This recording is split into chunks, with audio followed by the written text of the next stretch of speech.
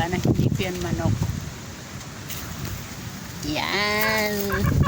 Oh, bait-bait. Oh. Hawak lang. Hawak. Oh. Nag-harvest lang ako niya ng ng turmeric.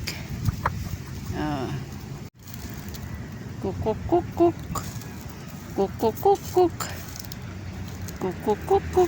Harvest tayo ng turmeric. To. Ano na to eh? Ito siya dati.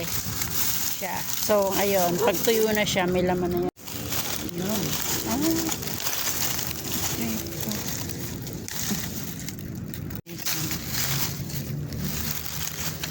Maliit na nga, pero pwede na. Yan. Harvest tayo ng turmeric.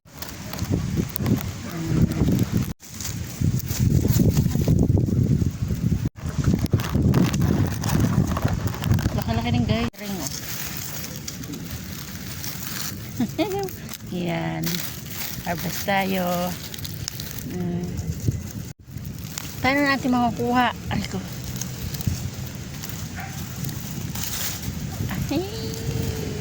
Ito naman tayo sa kabilang side.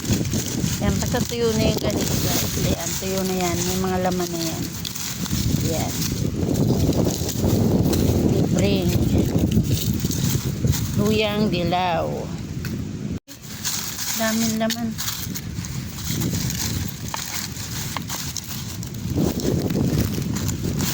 Oh, daming laman guys.